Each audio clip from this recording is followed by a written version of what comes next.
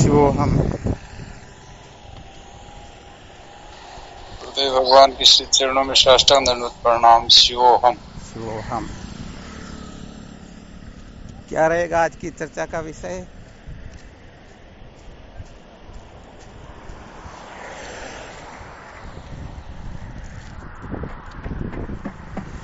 पुरुषार्थ की सिद्धि के लिए में क्या नहीं करना होगा? क्या हुआ? परम पुरुषार्थ की सिद्धि के लिए उनको क्या करना चाहिए? परम पुरुषार्थ की सिद्धि के लिए, यही प्रश्न है ना? जी स्वामी जी। बहुत बहुत उत्तम है।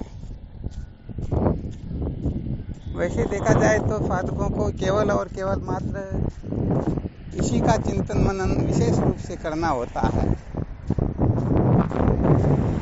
परम पुरुषार्थ की सिद्धि कैसे हो, बस ये एक ऐसा ब्रह्मास्त्र है, ठीक तरह से समझ में आ जाए या ठीक तरह से निश्चय हो जाए तो सारे के सारे साधन स्वतः ही फलित होने लग जाते हैं। यदि यह निष्ठा जागृत नहीं हुई, ऐसा निश्चय नहीं हुआ, तो फिर वो कहने का मतलब है उनका विश्वास नहीं होता। वो कभी कुछ भी कर सकते हैं, कभी कुछ भी कर सकते हैं। कभी वो संसारी होंगे, कभी साधक होंगे, कभी ग्रहण का अभिमान करेंगे, कभी त्याग का करेंगे, कभी रोएंगे, कभी हंसेंगे। ये बावड़ेपने का जो व्यवहार है ना,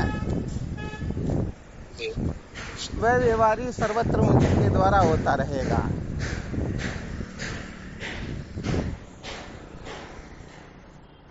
तो ये बड़ी विशेष बात है कि साधक सर्वप्रथम ऐसा निश्चय करे, मुझे केवल और केवल मात्र परम पुरुषार्थ की सिद्धि करनी है। कुल मिलाकर के ऐसा निश्चय करने मात्र से उनका अटकना जो है वो शांत हो जाता है। सचमुच में वह फिर कहीं पर अटकेगा नहीं, उनको कोई अटका नहीं सकता है। ये थोड़ी विशेष बात हो जाएगी, वरना तो अटकेगा ना। निश्चित रूप से, क्योंकि परम पुरुषार्थ नाम ही मोक्ष का होता है। परम पुरुषार्थ है ना। बाकी ये सब पुरुषार्थ हो सकते हैं, और सत्य कहें तो इस संसार में सबसे श्रेष्ठ वही है जो परम पुरुषार्थ को महत्व दे। किसको महत्व दे? परम पुरुषार्थ। जो परम पुरुषार्थ को महत्व दे नहीं देते, उनके लिए श्रुति माता क्या संकेत करती है?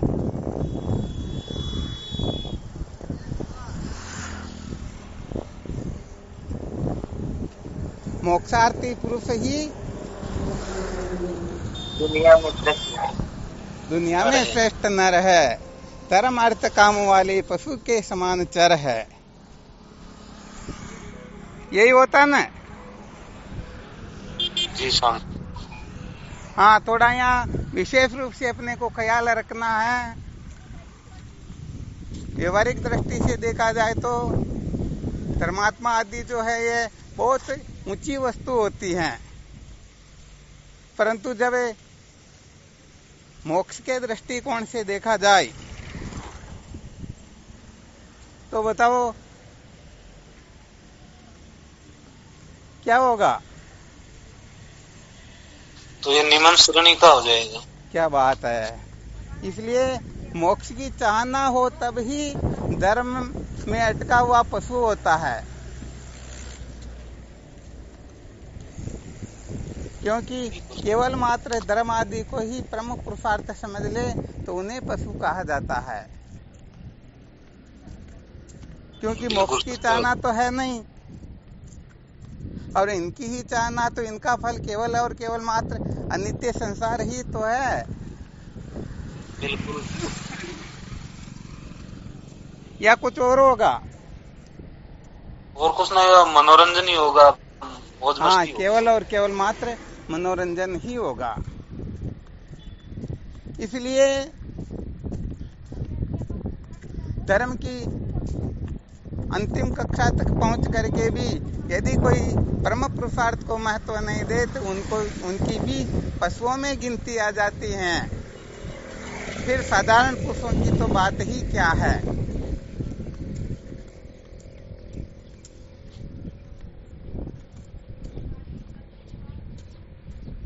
बिल्कुल क्लियर ना है?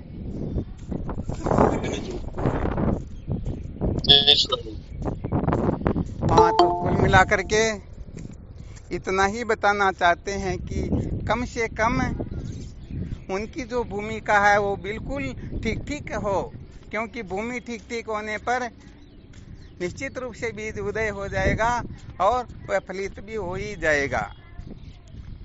और यदि भूमि ही ठीक नहीं है, ऊपर जमीन में यदि बीज बो दिया जाए तो फल मिल सकता है क्या? कभी नहीं मिलेगा। कभी नहीं मिलेगा ना। तो ऐसे देखा जाए तो परम पुरुषार्थ को प्राप्त करने में तो एक क्षण भी नहीं लगता, या ऐसा समझो तो नित्य प्राप्त है। परंतु परम पुरुषार्थ की सिद्धि के लिए जो भूमिका होती है उस भूमिका में समय लग जाता है।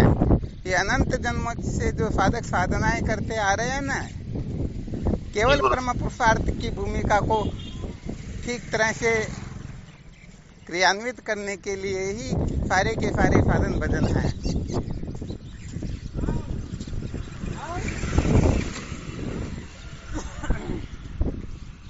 तो बहुत बहुत धन्यवाद। ये बड़ा विलक्षण प्रसंग ही है। समझो साधकों के महान कल्याण के लिए केवल मात्र ये एक प्रश्न ही ऐसा है जिसके सामने और किसी का कोई औचित्य रहता ही नहीं।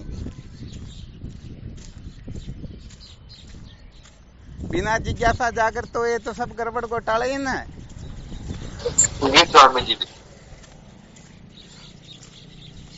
अरे भाई, वो गधे के गले में हीरे को बांध रखा तो उसके पास में ऐसा थोड़े था कि हीरों की कमी नहीं थी इसलिए गधे के गले में बांध दिया। तो ना समझे के कारण।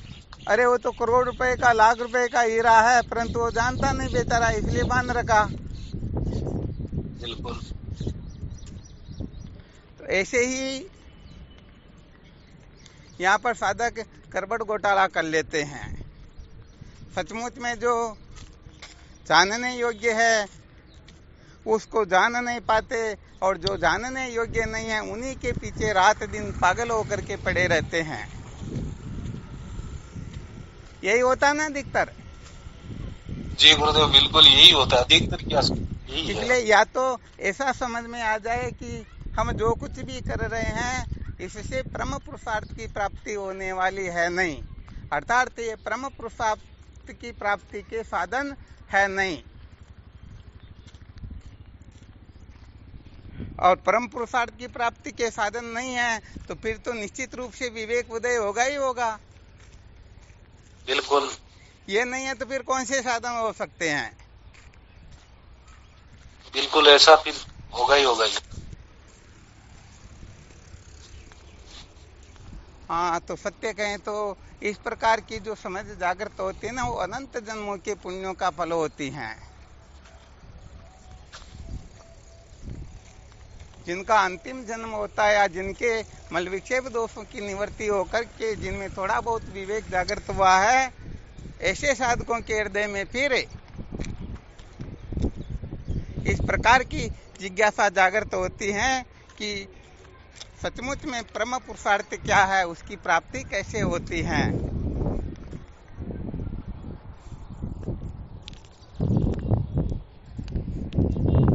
वरना तो लोगों को इसी से फुर्सत नहीं रहती ना, संसार बढ़ाने के लिए ही। यही होता है। यही होता है ज्यादातर तो। बिल्कुल यही होता है। तो प्रश्न किया गया परम पुरुषार्थ की सिद्धि कैसे हो, तो बस इसी महामंत्र को एक तरह से रटते रहो, इसी के बारे में चिंतन मनन जो कुछ भी करना है, समस्त इंद्रियां इसी विषय पर एकाग्र रहे। परम पुरुषार्थ की सिद्धि कैसे हो, कैसे हो, कैसे हो, इस प्रकार जब अपनी छटपटाहट बढ़ती रहेगी, ये लग्न जो तीव्र अति तीव्र होते होते होते जब अंतिम सीमा पर पहुंचेगी, समझो उसी समय हम कृतार्थ हो जाएंगे।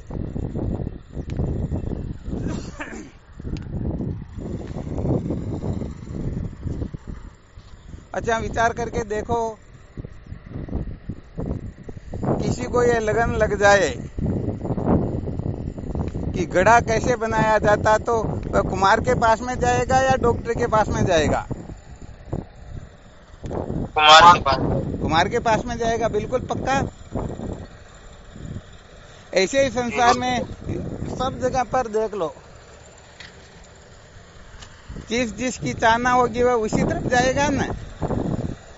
बिल्कुल। अच्छा, फिर बताओ, जिनको परम पुरुषार्थ की सिद्धि करनी हो, परम पुरुषार्थ की प्राप्ति करनी हो, ये जब लगन बढ़ेगी तो बताओ, लगन बढ़ेगी तो वह सचमुच में जो परम पुरुषार्थ को प्राप्त किए हुए महापुरुष है, उनके सिवाय महत्व देगा किसी को क्या? दूसरों से ये सिद्धि होगी नहीं तो परम पुरुषार्थ उन महापुरुषों को देगा। ये में तो अच्छी तरह से सूत्र समझ लेना चाहिए। जो सचमुच में परम पुरुषार्थ की सिद्धि चाहते हैं, वह जागने से लेकर के सोने तक जो कुछ भी क्रिया करेगा, चेष्टा करेंगे, ग्रहण त्याग करेंगे, कुछ भी क्यों ना करे, सबके मूल में केवल और केवल मात्र एक ही सूत्र होगा, और उस सूत्र का नाम है विवेक पूर्वक परम पुरुषार्थ की सिद्धि के लिए ही। तो वह देखेगा, सुनेगा, सूंघेगा, चखेगा, स्पर्श करेगा, ग्रहण त्याग करेगा, रोएगा, हंसेगा, जो कुछ भी क्रिया चेष्टा करेगा, सबके मुंह में एक ही मंत्र रहेगा न। जी गुरुदेव। और यदि उसे परम पुरुषार्थ की सिद्धि नहीं होती हो तो वह तुरंत क्या करेगा? वहां से हटेगा या चिपका रहेगा? वहां से हट जाएगा तुरंत। हाँ, ये बात चाक चाक कर छोड़ियो, माया रस खाराओ। भाई, ये सच्चे मुमुक्षु की पहचान होती है।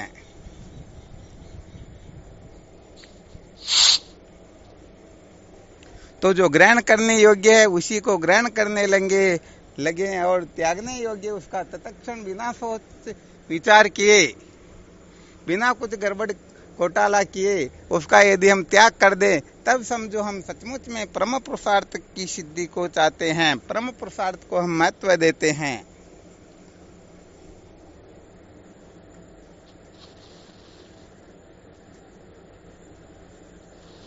इसके बाद में तो नहीं माना जाएगा ना।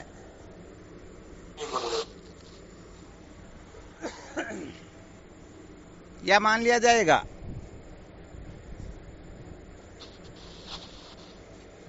नहीं माना जाए।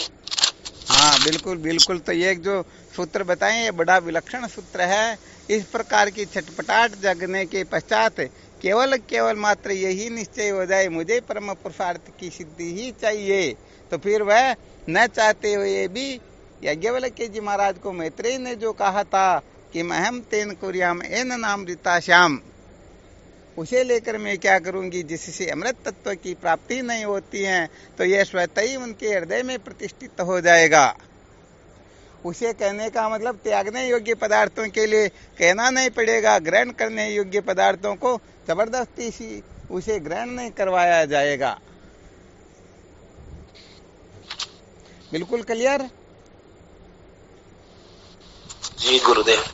हाँ, तो ये सूत्र इससे केवल और केवल मात्र परम पुरुषार्थ की सिद्धि कैसे हो, कैसे हो, कैसे हो, जब बारंबार इसी विषय पर हम मंथन करेंगे तो निश्चित रूप से कुछ न कुछ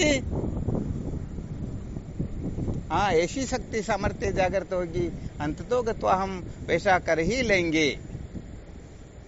हम कितनी भी बड़ी विपत्ति में क्यों न फंसे हो, परंतु वहाँ फंसने के पश्चात कैसे छूटा जाए, जब खूब चिंतन मनन करते हैं, खूब उसी विषय के बारे में बारंबार दृढ़ता से कुछ न कुछ करते, तो ऐसा कुछ न कुछ रास्ता निकल जाता है या नहीं निकल जाता?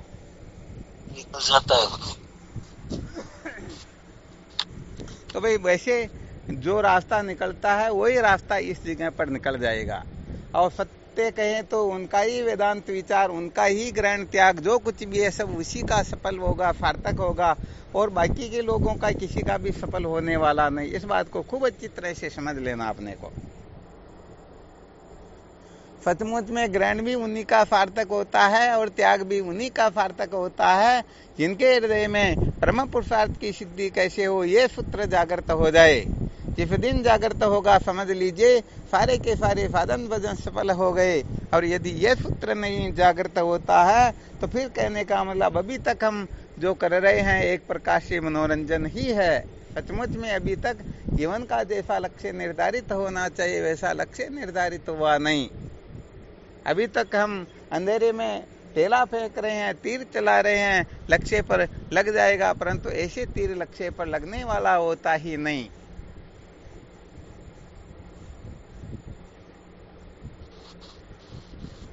समझ में आ रहा है ना? जी गुरुदेव। ग्रहण भी उन्हीं का सार्थक होता है और त्याग भी उन्हीं का सार्थक होता है, क्योंकि ग्रहण से तत्व जिज्ञासा जागृत होती है और त्याग से तत्व ज्ञान होता है। ये बहुत अच्छी तरह से, बहुत सूक्ष्मतम ढंग से इस रहस्य को अच्छी तरह से समझ लेना है। यदि ग्रहण कर रहे हैं तत्व जिज्ञासा जागृत नहीं हो रही है तो समझो हम ग्रहण नहीं कर रहे हैं, बल्कि वो कहते हैं जगमरा रहे हैं। सत्य वचन है वो। हाँ, इसलिए ग्रहण से जिज्ञासा होती है, त्याग से ज्ञान होता है। यदि आप किसी का त्याग करो और ज्ञान प्रकट हो तब समझना कि हमारा त्याग सार्थक हो रहा है, और ग्रहण करो और जिज्ञासा जागृत हो तो समझ लेना चाहिए ग्रहण सार्थक हो रहा है। वरना सचमुच में न ग्रहण सार्थक है न त्याग सार्थक है, हम केवल मात्र मनोरंजन कर रहे हैं। हम एक प्रकार से संसार के लोगों की कठपुतली बने हुए हैं, हम सदा सर्वदा नाचते ही रहते हैं, हमको हर कोई नचा सकता है। और जो सचमुच में सच्चे साधक होते हैं उनको इस सृष्टि में किसी में सामर्थ्य है नहीं उनको कोई नचा सके। हाँ, नचाए तो गुरुदेव नचा सकते हैं, उनके सिवाय और किसी की ताकत ही नहीं है। परंतु हम तो क्या करें, बिना कहे नाचने लग जाते हैं तो गड़बड़ हो जाती है ना। का नंबर आया तब नहीं संसारियों का। हाँ, इसलिए इस रहस्य को बहुत अच्छी तरह से समझना होता है। जो सचमुच में समझ गया वो तो निहाल हो गया, और समझ में नहीं आया तो फिर तो भाई देख लो गड़बड़ घोटाला ही है एक प्रकार से।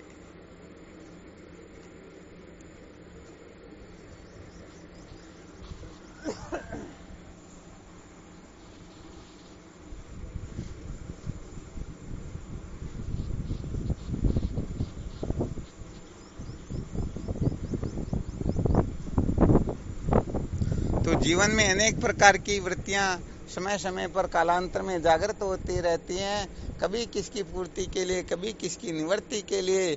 और उसमें जो वृत्तियां जागृत होती हैं तो उनके अनुसार पता नहीं हम कुछ का कुछ कर बैठते हैं। तो यहाँ परम पुरुषार्थ की सिद्धि के लिए हम क्या तैयारी कर रहे हैं। एक तो परम पुरुषार्थ की सिद्धि कैसे हो, यह जागृत हुआ या नहीं, और यदि हुआ तो फिर हम उस सूत्र का अच्छी तरह से अवलोकन कर रहे हैं या नहीं। क्योंकि बारंबार बारंबार बारंबार जब हम कुछ न कुछ करेंगे, अरे दांतों में तिनका फंसा हुआ है, जीभ बार बार जाएगी तो कुछ न कुछ तो उपाय सूझेगा ना। नहीं निकलेगा तो फिर कुछ न कुछ तिनका वगैरह ही ले ही लेंगे, और पता ही नहीं हो तो कुछ नहीं करेंगे, कुछ नहीं करेंगे। बस बात यही है।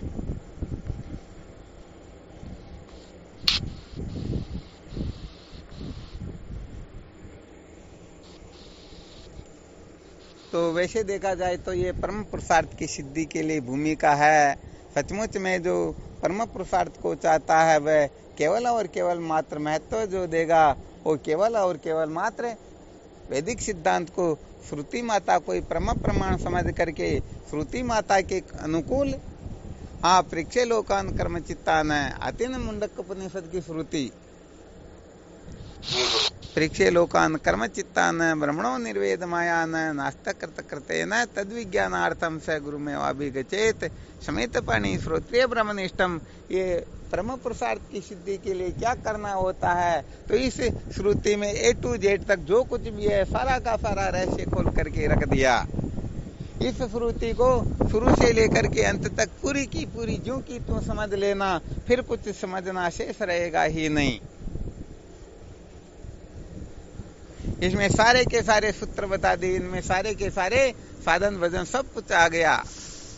तत्व जिज्ञासा जागृत कैसे हो, वहां से लेकर के तत्व जिज्ञासा की पूर्ति कैसे होती है।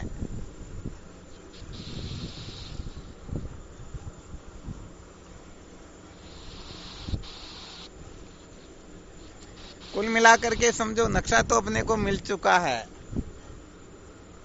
अब तो उस नक्शे के अनुसार अपने को चलना है। हाँ, हमको अच्छी तरह से पता है कि किस जगह पर मोड़ आएगा, किस जगह पर नदी आएगी, किस जगह पर पुलिया आएगी, किस जगह पर टूटा हुआ रोड आएगा, किस जगह क्या आएगा, पता हमको सब है, परंतु हम चले तब है। और यहाँ चलना केवल मात्र जिज्ञासा ही मार्ग होता, और कोई मार्ग होता ही नहीं। जिनमें जितनी तीव्र जिज्ञासा होगी बस वह उतने ही अंशों में तत्व साक्षात्कार अर्थात परम पुरुषार्थ की सिद्धि कर पाएगा।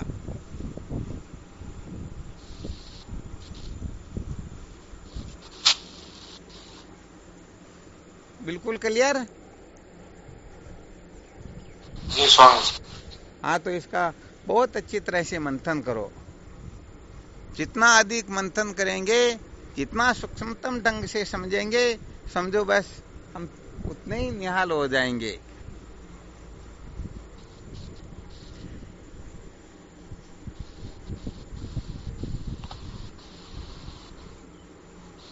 साधक लोग भले एक दिन केवल मात्र डायरी साथ में रखे और 24 घंटे यही चिंतन करे, परम पुरुषार्थ की सिद्धि कैसे हो, कैसे हो, कैसे हो, ऐसे सोचते सोचते सोचते यदि कोई युक्ति उत्पन्न होती है, कुछ न कुछ अनुभव होने लगता है, तो उनको डायरी में नोट करे।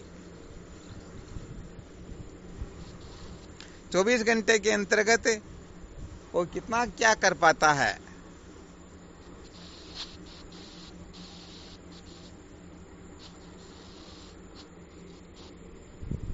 फिर उससे थोड़ा निर्णय निकल जाता है साधक सचमुच में, क्योंकि जिनका अंतःकरण जितना सक्षम होगा वह उतना ही तो मंथन कर पाएगा।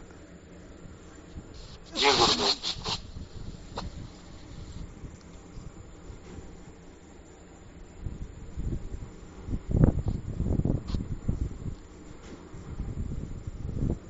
तो परम पुरुषार्थ की सिद्धि होती है मूल सहित विद्या के भस्मीभूत होने से। अज्ञान की निवृत्ति को ही परम पुरुषार्थ की सिद्धि कहा जाता है। या इसके सिवाय कुछ और है? और तो क्या हो सकता है? ठीक है ना। तो कुल मिलाकर के अज्ञान की निवृत्ति कैसे हो, ध्यान रखना। ये अज्ञान अनेक अनेक रूपों में प्रकट होता है। हम समझते हैं अरे भाई ये तो ज्ञान है, परंतु सचमुच में वह ज्ञान नहीं होता, बल्कि एक प्रकार का ज्ञान ही होता है। क्या होता है? हाँ, बिल्कुल बिल्कुल। वो अंतिम वृत्ति ही ज्ञान होती है, जिसके पश्चात किसी वृत्ति की आवश्यकता होती ही नहीं। और अंतिम वृत्ति होती है ब्रह्माकार वृत्ति। तो जब तक ब्रह्माकार वृत्ति उदय न हो तब तक नहीं समझना चाहिए कि ज्ञान हो गया। हाँ ठीक है, ये ज्ञान कुछ ज्ञान को नष्ट जरूर करता है, परंतु अभी तक वह बात नहीं बनी जिससे हमें परम पुरुषार्थ की सिद्धि हो।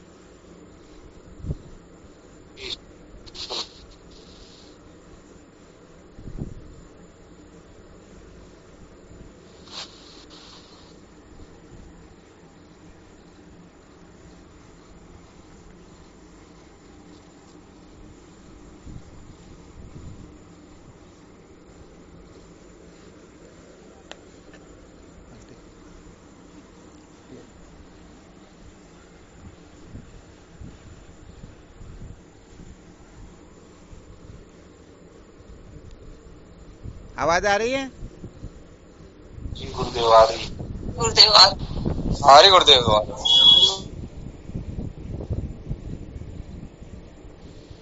हाँ, इसमें और किसी को कुछ ऐसा लग रहा हो तो थोड़ा अपना अनुभव प्रकट करे ताकि और विचार करें।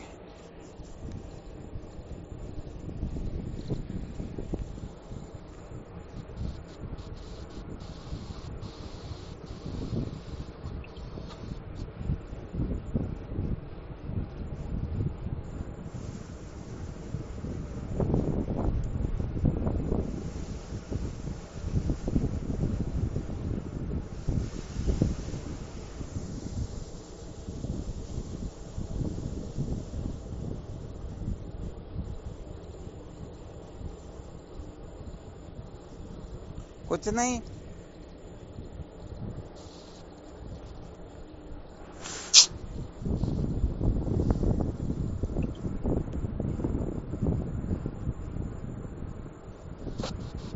हाँ, इसीलिए सर्वप्रथम अच्छी तरह से खूब मंथन करके देखना सचमुच में हम परम पुरुषार्थ की सिद्धि चाहते हैं या नहीं।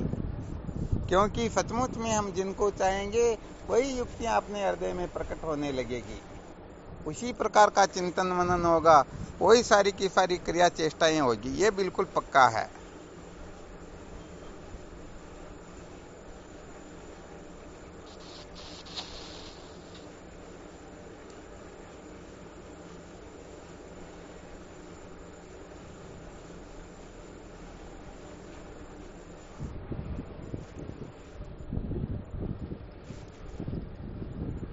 उत्पन्न होगी तो गुरुदेव जो श्रोत्रिय ब्रह्मनिष्ठ महापुरुषों के सानिध्य में नहीं पहुंचा है तो भी वो पहुंच जाएगा, नहीं तो पहुंचा हुआ भी वहां से भटक जाएगा। 100% बात ही है। कहने का मतलब है तत्व जिज्ञासा सम्यक प्रकाश से जागृत हो गई तो सचमुच में श्रोत्रिय ब्रह्मनिष्ठ गुरुदेव भी उनको यथार्थ बोध करवा सकेंगे। और वह चतुष्टय साधन संपन्न नहीं है, सचमुच में जिज्ञासु नहीं है, अविद्या के बंधन से मुक्ति नहीं चाहता है, परम पुरुषार्थ की सिद्धि हो जाएगी तो ठीक, नहीं तो कोई ज्यादा परवाह है नहीं, तो फिर भाई कोई कुछ करने वाला है नहीं। जैसे सर्व वेदांत ग्रंथ आवरण भंगे प्रवृत्ता, वेदांत के समस्त ग्रंथ केवल और केवल मात्र आवरण का ही भंग करवाते हैं और किसी वस्तु को उत्पन्न नहीं करवाते हैं, ऐसे ही ब्रह्मवेत्ता महात्मा भी जैसे श्रुति माता जो काम करती वही तो करेंगे, कोई दूसरा करेंगे क्या? वही करेंगे। हाँ, तो बात ही यहाँ पर तैयारी अपनी अपनी चाहिए। सन्मुख वो जीव मोहि जब जन्म कोटि अगनाशई, तभी जब भगवान प्रतिज्ञा करते हैं कि यदि कोई जीव मेरे सम्मुख हो जाए तो उनके करोड़ों जन्मों के पाप जल करके भस्म हो जाते हैं, परंतु भगवान के सम्मुख हो तब न, अरे आंखें खोलेंगे तभी तो वस्तु दिखेगी। भोजन को मुंह में रख करके चबाएंगे उतारेंगे तभी तो भूख मिटेगी। बस में तो बैठते ही नहीं और लक्ष्य को पाना चाहते तो पालेंगे क्या? नहीं पाएंगे, बैठेंगे तभी पाएंगे। ये सारे के सारे सूत्रों को थोड़ा अपने को अच्छी तरह से समझ करके विचार करके धारण कर लेना चाहिए, क्योंकि यहाँ यदि समझ ठीक ठीक प्रकाश से जागृत नहीं हुई तो सचमुच में काम बनने वाला है ही नहीं।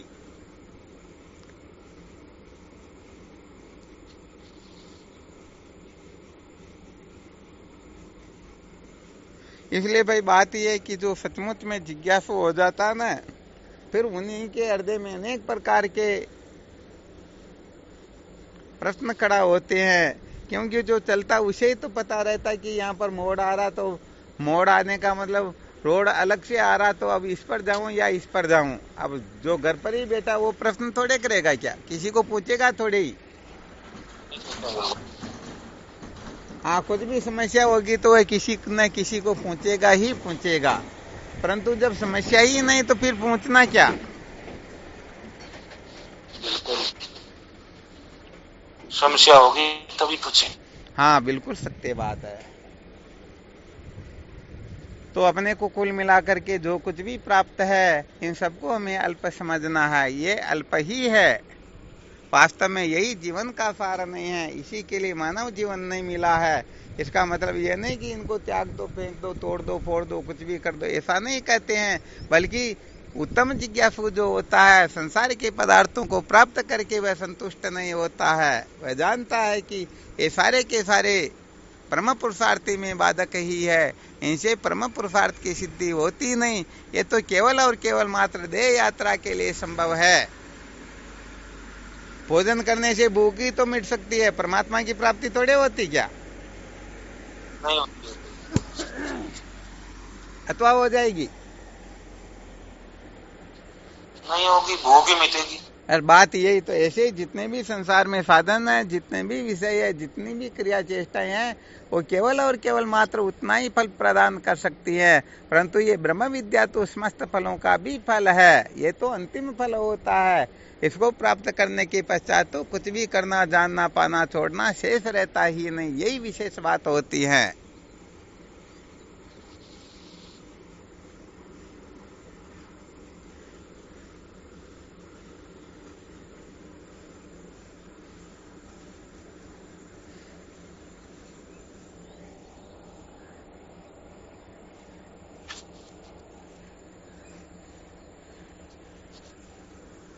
तो भाई यहाँ पर तो सच्ची बात तो ये जो सोच बैठते ना, नहीं नहीं हम संसार वालों को धोखा कैसे दे, हमने तो वचन दे रखा है, प्रतिज्ञा कर रखी है, ऐसा वैसा सोच रखा है, इनको तो हम धोखा देंगे ही नहीं।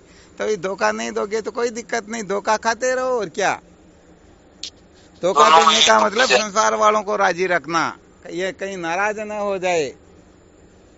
तो भाई संसार को बनाए रख कर तो कभी सत्य का साक्षात्कार किया जा सकता नहीं। इसलिए चलना ही हो तो संसार से थोड़ा उल्टा चलना होता है। इसी को विवेक कहते हैं, इसी को विचार कहते हैं। संसार वाले जिस दिशा में दौड़े जा रहे हैं, भगे जा रहे हैं, पागल हो रहे हैं, हम भी हो रहे हैं, तो उनमें हमारे में क्या अंतर है? कोई अंतर नहीं है गुरु। हाँ, इसलिए वास्तव में सच्ची बात कहे तो जैसे संसार वाले नाच रहे और हम भी नाच रहे हैं तो गड़बड़ है ना। दोनों एक जैसे ही तो है। हाँ,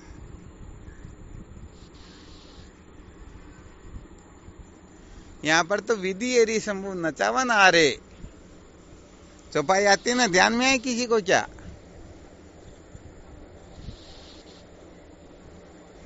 युग पेकन तुम देखन आ रे, विधि एरी शंभु नचावन आ रे। अरे सब आते हैं जाते हैं, राम गयो रावण गयो ताको बहु परिवार, कह नानक कुछ थिर नहीं सपना जो संसार। ये सारा का सारा आगमा पाई है, केवल और केवल मात्र अपना जो स्वरूप है, ब्रह्म सत्य है, आत्मा सत्य है, इसके सिवाय सारा का सारा कल्पना मात्र है।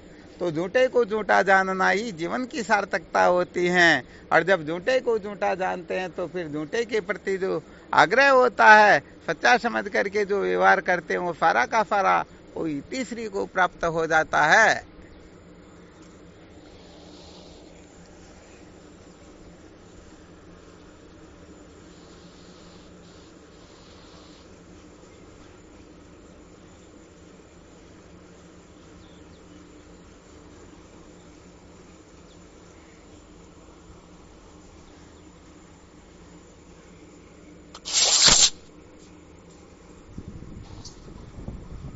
हाँ शिवोहम। गुरुदेव एक लाइन लिख रखी है, इसका अर्थ बताना। हाँ बिल्कुल बोलो। ब्रह्म का अस्तित्व है, ठीक है। यह बोध हमको परोक्ष व ब्रह्म ज्ञान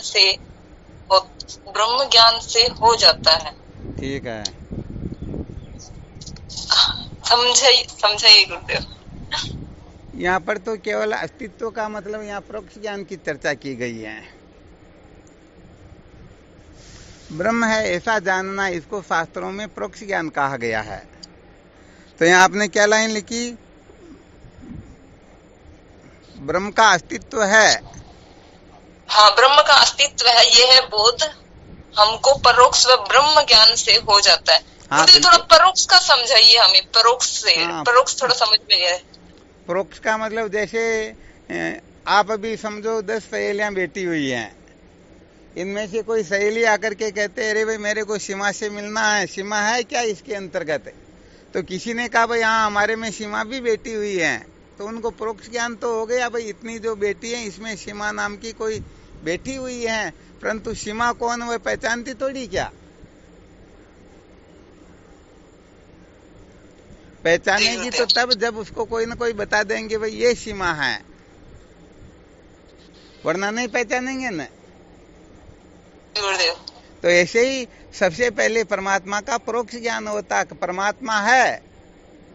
यदि ऐसा हो जाएगा तभी परमात्मा का स्वरूप जानने की जिज्ञासा होगी, वरना परमात्मा है ही नहीं तो फिर उनको जानने की जिज्ञासा होगी क्या?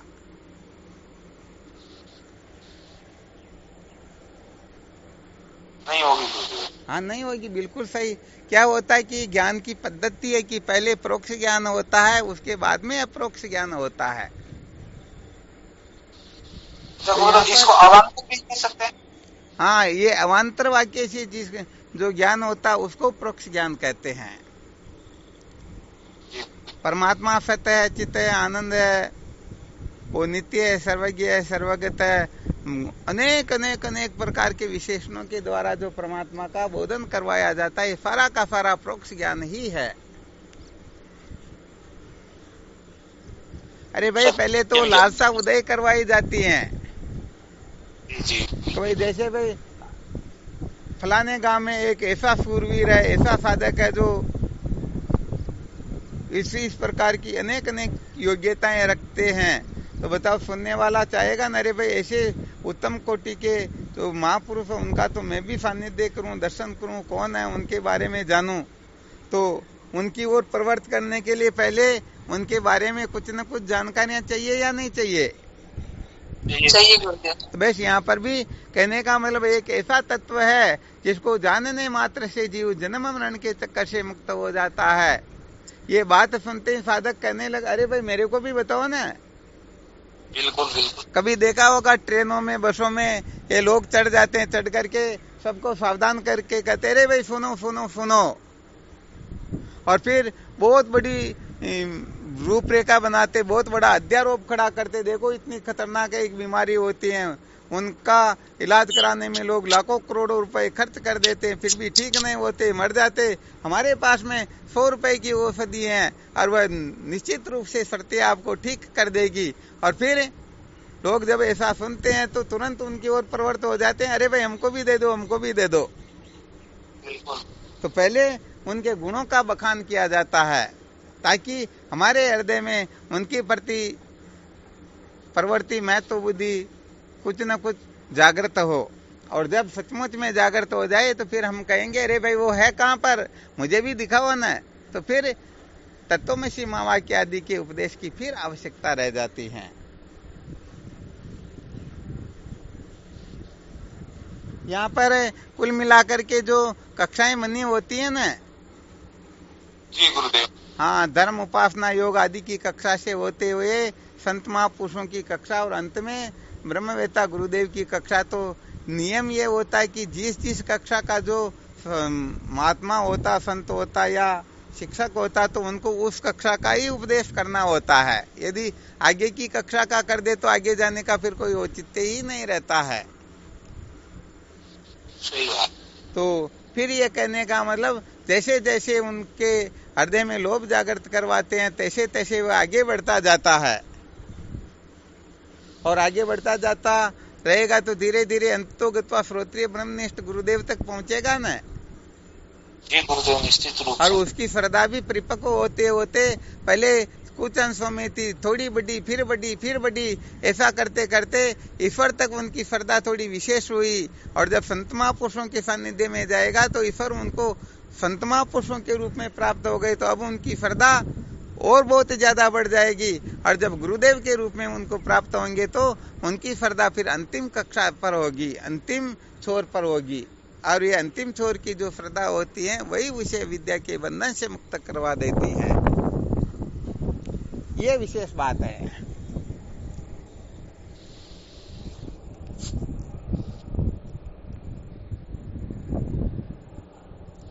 चलो ठीक, तो फिर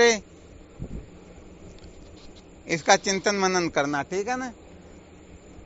जी गुरुदेव। हाँ, और कोई शंका हो तो सायंकाल की कक्षा देखते हैं आज क्या होता है।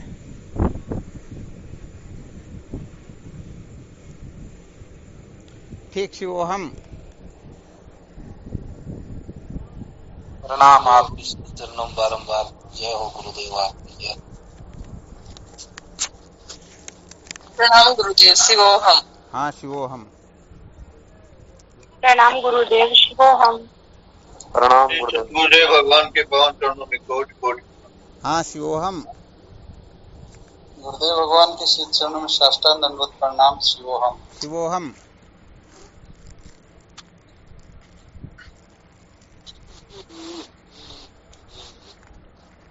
प्रणाम गुरुदेव। शिवोहम। हाँ शिवोहम।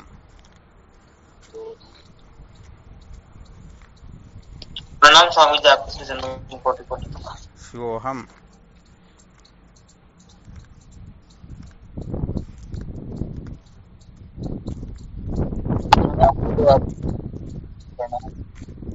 शिवोहम।